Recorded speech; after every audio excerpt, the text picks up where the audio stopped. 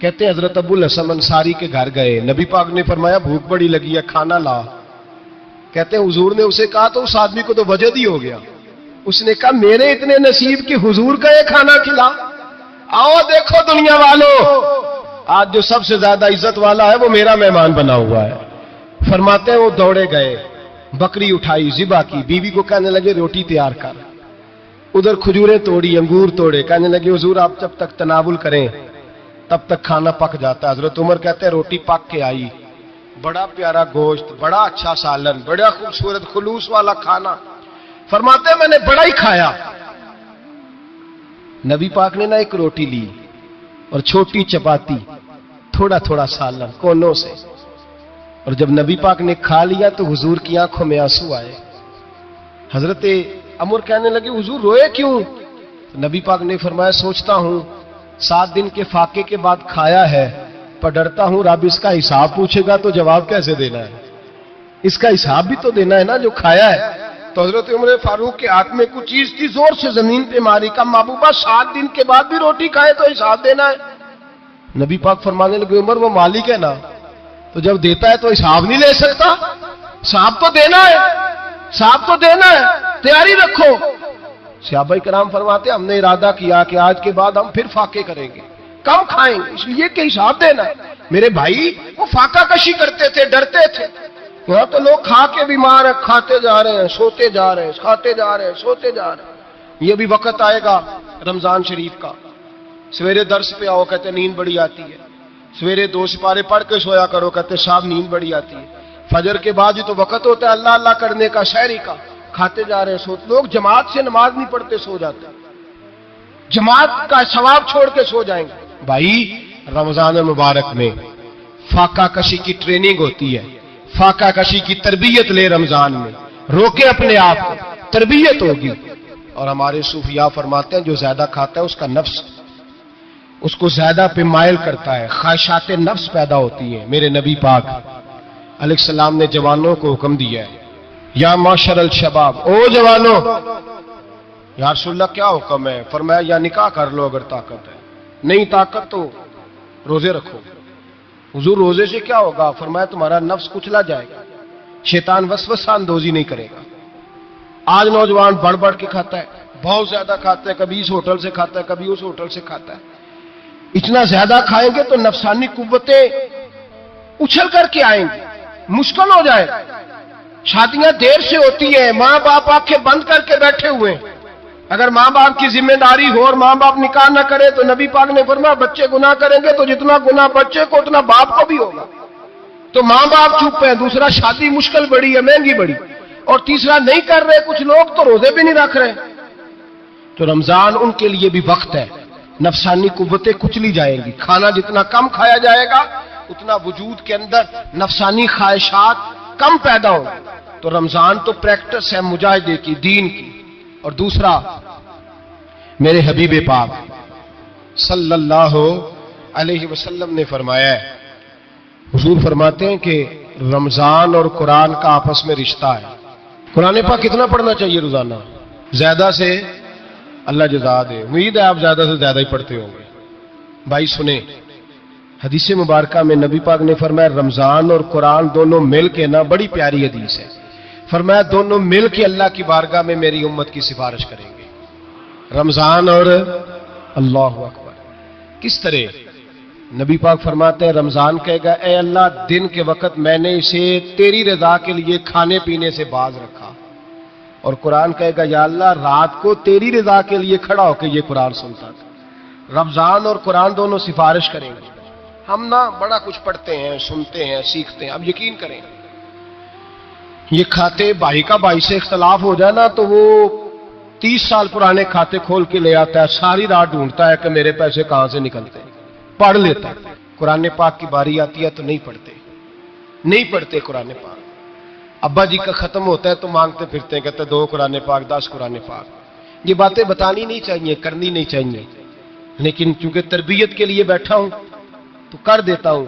میرے شاگردوں سے پوچھیں, یہاں مدرسہ ہے الحمدللہ, درجنوں طلباء ہیں, اساتذہ ہیں, میرے پیر بھائی ہیں, اور میرا یہ دعویٰ ہے کہ شاید کوئی کسی سے اتنا پیار کرتا ہو جتنے میرے شاگرد اور مرید مجھ سے کرتے ہیں. لیکن میں نے کبھی کسی سے نہیں کہا کہ ذرا سورت فاتحہ پڑھ کے دینا، میں نے اپنے ابا جی کو ثواب دینا ہے، پوچھ لیں کسی سے، کسی سے نہیں کبھی کہا، کبھی نہیں میں نے کہا کہ ذرا مجھے تھوڑا سا قرآن پڑھ دیں۔ میں اس کو ناجائز نہیں کہتا، پڑھوانا چاہیے، لیکن میں اپنے والدین کے لیے کبھی سوال نہیں کرتا کہ مجھے ذرا پڑھ کے دو، میں نے بخشنا ہے، اس لیے کہ میں نے ذاتی طور پہ روٹین بنائی ہے۔ میں سمجھتا ہوں کہ کائنات کے اندر میرے اوپر جن لوگوں نے احسان کیے ان میں سب سے زیادہ حصہ میرے ماں باپ کا ہے۔ میں سمجھتا ہوں اس بات، کتنا نالائق ہوں میں کہ میں ایک مہینے میں ایک قرآن پاک بھی پڑھ کے ان کی روح کو احسان نہیں کر سکتا۔ میرا یہ طریقہ ہے ذاتی، میں قدغن نہیں لگاتا، میرا ذاتی طریقہ یہ، الحمد سے شروع کرو اور 2 سورتیں چھوڑ کے قرآن پاک ختم کر دو آخری، اور پھر فلق اور ناس صورتیں ساتھ لے جاؤ۔ یہاں بیٹھ کے سالے ثواب نہیں کرنا، ختم نہیں دلانا، ساتھ لے جاؤ، قبر پہ کھڑے ہو جاؤ اور فلق اور ناس صورتیں قبر پہ بیٹھ کے تلاوت کرو، اور جو قرآن مجید پڑھا ہے ان کی روح کو وہاں احسان کرو۔ او بھائی، اولاد جب ماں باپ کے لیے پڑھتی ہے تو اسے کہنا نہیں پڑتا اللہ بخش دے، اس لیے کہ اولاد کی نیکیاں خود بخود ماں باپ کے کھاتے میں جمع ہوتی ہیں، خود نیکیاں جمع ہوتی ہیں۔ میرے بھائی، تو بچوں سے یہ تو مطالبہ کرتا ہے کہ بیٹا اس سال رمضان المبارک میں میرے لیے ستو ضرور بنانا، فلانی چٹنی ضرور تیار کرنا، یہ کیوں نہیں کہتا بیوی سے کہ ڈشیں کم بنانا، تو بھی بیٹھ کے قرآن پاک پڑھ، میں بھی قرآن پاک پڑھتا ہوں۔ ادھر آؤ بیٹا، یہاں بیٹھ کے تلاوت کرو، میں بھی کرتا ہوں۔ بیٹی ادھر آؤ بیٹھ کے قرآن پاک پڑھو، کتنا وقت لگتا ہے؟ حافظ اور قاری اور علماء اگر پڑھے تو 20-25 منٹ لگتے ہیں قرآن پاک کا سپارہ پڑھنے، اور اٹک اٹک کے پڑھنے والا بھی پڑھے تو 1 گھنٹہ لگ جائے گا۔ اور میرے نبی پاک صلی اللہ علیہ وسلم نے فرمایا جو قرآن پڑھتے ہوئے اٹکتا ہے اللہ اسے ڈبل ثواب عطا فرماتا ہے۔ فرمایا جو زبانی پڑھے سنگل ثواب، جو دیکھ کے پڑھے اسے ڈبل ثواب۔ حضور کیوں؟ فرمایا اس لیے کہ میرا قرآن دیکھنے پہ بھی اللہ ثواب عطا فرماتا ہے، قرآن دیکھنے پہ بھی اللہ ثواب دیتا ہے، دیکھنے کا بھی ثواب۔ رمضان شریف میں قرآن پاک پڑھے، کھول کے پڑھے۔ اور میرے بھائی، اگر تیرا بچہ پڑھے، اگر تیری بیٹی پڑھے، کائنات کا خوش نصیب باپ وہ ہے کہ بیٹا قرآن پڑھے، چاہے ناظرہ ہی پڑھے، جس کی بیٹی پڑھے۔ زندگی میں انہیں اس کام پہ لگا جاؤ، مرنے کے بعد بھی پڑھیں گے۔ امام جلال الدین سیوطی شافعی رحمت اللہ علیہ فرماتے حضرت عیسیٰ قبر کے پاس سے گزرے، قبر پہ عذاب ہو رہا تھا، اللہ کا غضب برس رہا تھا، جناب عیسیٰ استغفار پڑھتے ڈرتے گزر گئے۔ تھوڑی دیر کے بعد، چند گھنٹوں کے بعد گزرے تو اسی قبر پہ پھول کھلے ہوئے تھے، رحمت برس رہی تھی۔ حضرت عیسیٰ علیہ السلام عرض کرنے لگے مولا تو بے نیاز ہے، میری طاقت نہیں تیرے کاموں میں بولنے کی، پر ابھی تو یہاں عذاب ہو رہا تھا، ابھی رحمت برس رہی ہے۔ جناب عیسیٰ کہتے ہیں آواز خدا بندی آئی، عیسیٰ بندہ بڑا گناہگار تھا، پاپی تھا، مجرم تھا، خطا کار تھا، لیکن جب اس کا انتقال ہوا، اس کی بیوی حاملہ تھی، اس کے پیٹ میں بچہ تھا، بچہ اس کے انتقال کے بعد پیدا ہوا، آج وہ 4-4.5 سال کا ہوا ہے، مکتب میں گیا ہے، مدرسہ میں گیا ہے، استاد نے بسم اللہ شریف پڑھائی ہے، فرمایا اس نے توتلی زبان سے کہا ہے بسم اللہ الرحمن الرحیم، کہ ایسا مجھے بتلا اس زمین پر وہ معصوم جسے ابھی رحمان اور رحیم کہنا نہیں آتا، وہ توتلی زبان سے مجھے رحمان اور رحیم کہے اور میں اسی زمین پہ اس کے باپ کو عذاب دوں؟ فرمایا اس نے ایک بار رحمان اور رحیم کہا ہے، میں نے اس کی باپ کی قبر کو نور سے معمور فرما دیا ہے، نور سے بھر دی ہے قبر، برکت سے بھر دی ہے۔ اللہ کرے میرے بیٹے بھی قرآن پڑھے، اللہ کرے میری بیٹیاں بھی قرآن پڑھے، اللہ کرے ہم سب کی اولادیں قرآن پاک پڑھے۔ لیکن نا امام اعظم ابو حنیفہ رمضان میں 61 قرآن پاک پڑھتے تھے، کتنے؟ 60 تے ایک، اللہ اکبر، ایک قرآن پاک دن میں پڑھتے پورا، ایک رات کو پڑھتے، ایک تراویح میں پڑھتے، 61 قرآن پاک امام صاحب پڑھتے۔ آپ فرماتے میں نے چھوڑ دیے سارے وظیفے، میں صرف رسول اللہ کا قرآن پڑھتا ہوں، رمضان سارا قرآن پاک، سارا رمضان۔ اب تو عادت ہی نہیں رہی ہمیں قرآن پاک، اگر لوگ ناراض نہ ہو تو محفل نعت ہوتی ہے تو تلاوتیں کتنی ہوتی ہیں، اور نعتیں ہم نے ذوق ہی نہیں بنایا، ذوق ہی نہیں بنایا ہم نے تلاوت قرآن کا، اس لیے کہ قراء علماء فقراء ان کو ہم تیار ہی نہیں کر رہے، ہم تو ایکٹر پال رہے ہیں جو پیسے لیتے ہیں نعت خوانی کے، معاذ اللہ۔ او میرے بھائی، کیا قرآن میرے نبی کی نعت نہیں؟ حضرت عائشہ صدیقہ رضی اللہ تعالیٰ عنہ کے پاس صحابہ گئے، کہنے لگے اماں جی ہمیں نبی پاک کا اخلاق بتلائیں. تو اماں جی کہنے لگی جاؤ جا کے قرآن پاک پڑھو. کالا خلقہ القرآن، سارا قرآن میرے نبی کے اخلاق کا ہی نام ہے. یہ ساری نعت ہے، یہ ساری نعت ہے. اس نعت کو سننے لوگ کیوں نہیں آتے؟ اتنا راش میں اپنے نعت میں اتنا تراویح پہ کیوں نہیں ہوتا؟ اور ملت کا جوان یاد رکھے، بوڑھے تراویحاں پڑھتے ہیں، ضعیف تراویحاں پڑھتے ہیں، گھٹنوں میں درد ہے تراویحاں پڑھتے ہیں، بیمار بوڑھے تراویحاں پڑھتے ہیں، جوان وہاں چوک میں کھڑے. کیا جوانی اس لیے ہے چوکوں میں کھڑا ہوا جائے؟ کیا جوانی اس لیے ہے کہ سعودی عرب جانے کے لیے پاسپورٹ بنانا ہو تو 2.5 گھنٹے کھڑا رہے تو؟ شناختی کارڈ کے دفتر تو کھڑا رہے، پروٹیکٹر کے لیے کھڑا رہے، کافروں کے سامنے کاسا لیسی کرنے کے لیے تو کھڑا رہے، تو نوکری پہ جائے تو ساری رات کھڑا رہے، اور تو قرآن کے لیے کھڑا نہیں ہوتا؟ میرے محبوب نے فرمایا من قام ایمانا واحتسابا غفر له ما تقدم من ذنبه. فرمایا جو رمضان المبارک میں اللہ کی رضا کے لیے گناہوں کی معافی کے ارادے سے قیام کرے گا، راتوں کو عبادت کرے گا، اللہ اس کے پچھلے سارے گناہ معاف فرما دے گا. نوجوان ارادہ کریں، پروگرام بنائیں کہ انشاءاللہ قرآن پڑھنا بھی ہے، قرآن پڑھوانا بھی ہے، سننا بھی ہے، اور انشاءاللہ بولیے سننا بھی ہے اور پڑھنا بھی ہے اور پڑھانا بھی. ہمت کریں، دلیری کریں، آ کے کھڑے تو ہو، اللہ توفیق عطا کرے گا. پہلی بات یہ کہ روزہ رکھیں، دوسری بات یہ کہ قرآن پاک کی تلاوت کریں، اور روزہ رکھیں تو روزے کے سارے حسن سمیت اسے رکھیں. نبی پاک نے فرمایا رمضان غمخواری کا مہینہ ہے، غمخواری کریں. ہمارے زمانے میں 2 قسم کی تکلیفیں ہیں. ایک تو غریب آدمی، اس کا حال یہ ہے کہ وہ مانگتے ہی گزارا کرنا چاہتا ہے، اس نے ہاتھ یوں کر لیا ہے تو اب اس کا یوں ہونے کو تیار نہیں.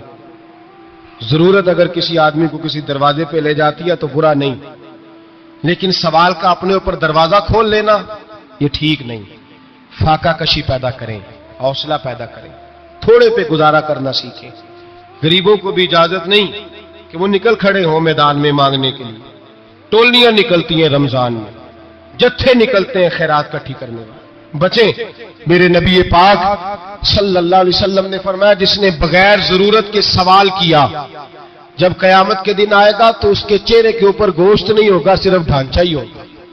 اتنی بھیانک صورت میں آئے، بغیر اشد ضرورت کے سوال نہ کریں، کبھی سوال نہ کریں. اور امیروں سے گزارش ہے کہ رمضان ہمدردی کا مہینہ ہے، ہمدردی کریں تو سامنے والے کی عزت کا بھی خیال کریں. یہ بات درست ہے کہ غریب سیاڑا نہیں ہوتا، اس لیے کہ جس کی جیب میں پیسے نہیں ہوتے بھائی اسے عقل بھی نہیں ہوتی. جس کے گھر کار نہیں ہوتی اسے چلانے کا طریقہ، جس کے گھر اوون نہیں ہوتا اسے چلانے کا طریقہ بھی نہیں آتا. جس کے گھر میں چیزیں ہوتی ہیں اسے چلانا بھی آ جاتا ہے. جدے گھر دانے اور کملے بھی اس کے سیانے ہو جاتے ہیں.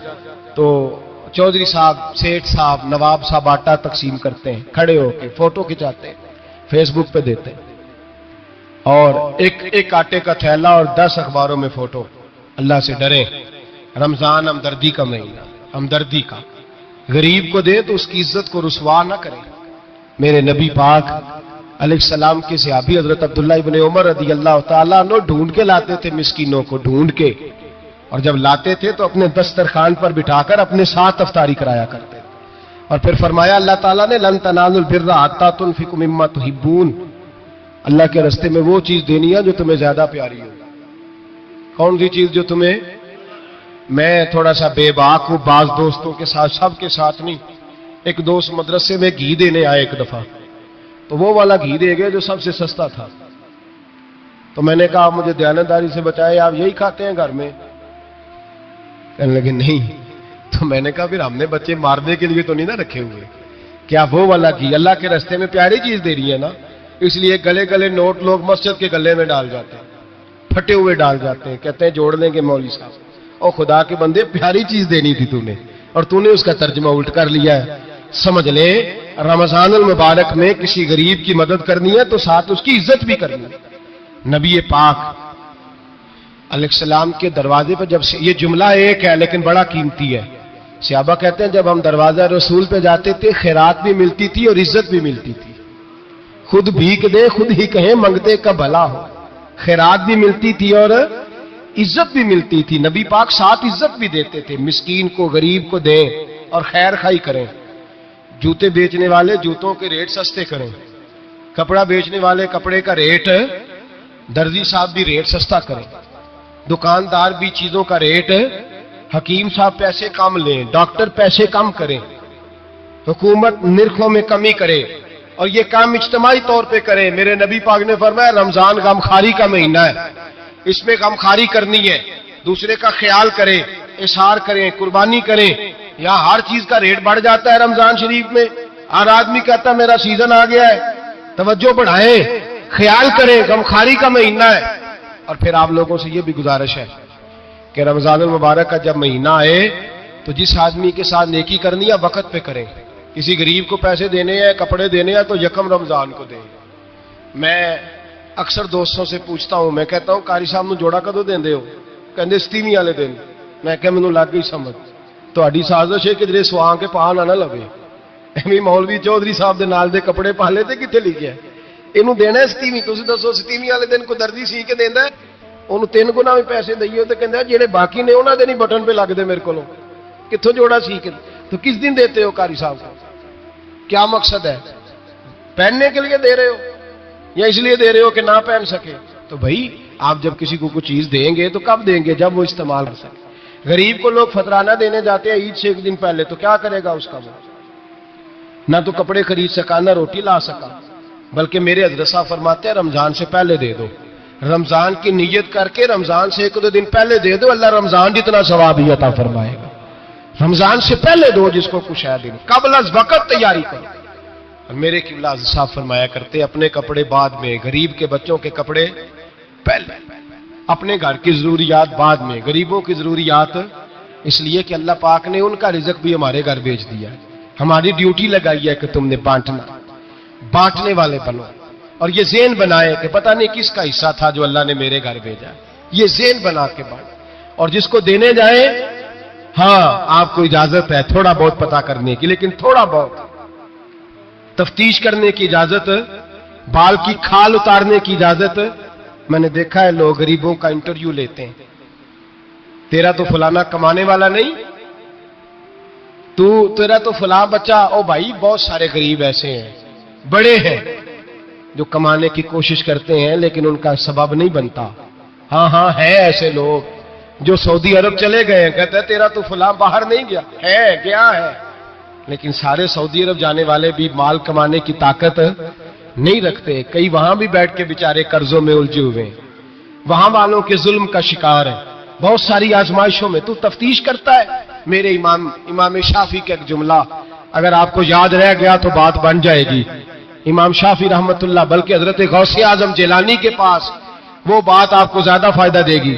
حضرت غوث اعظم جیلانی کو ان کا ایک مرید سمجھانے لگ گیا، کہنے لگا حضرت جی آپ سب کو دیتے رہتے ہیں، ہر بندہ مستحق نہیں ہوتا، ذرا ٹٹول کے دیا کریں. تو غوث اعظم جیلانی فرمانے لگے بھائی مجھے تو لگتا ہے تو بھی ان چیزوں کا مستحق نہیں تھا جو اللہ نے تجھے عطا کر دی ہے. پہلے تو بتا تو مستحق تھا، تجھے اپنی حیثیت و اوقات کا پتہ ہے جو اللہ نے تجھے دے دی ہے؟ طاقت تھی، کوالٹی تھی، تیرے اندر وہ صلاحیت تھی. رب نے تو نہیں تیری تفتیش کی کہ تو قابل ہے کہ نہیں، تو اللہ کے بندوں کی تفتیش کرتا پڑتا ہے. امام شافعی فرمایا کرتے، امام شافعی فرماتے رب تجھے پرکھ کے نہیں دیتا، ٹٹول کے نہیں دیتا، رسوا کر کے نہیں دیتا. تو غریبوں کے ساتھ یہ سارا ظلم کیوں کرتا ہے؟ بس پتہ چل گیا وہ ضرورت مند ہے تو دے. اس لیے کہ اجر تجھے غریب نے نہیں دینا، اجر اللہ نے دینا ہے. اور اللہ اجر عمل پہ نہیں دیتا، اللہ تو نیت پہ اجر عطا فرماتا ہے. تو نیت دیکھ تیری کس طرح کی. تو میرے بھائی غریب کو دیں، قبل از وقت دیں. رمضان مبارک میں چوتھا کام، بات آخری اور چوتھا کام سنیں، رمضان میں دین سیکھیں.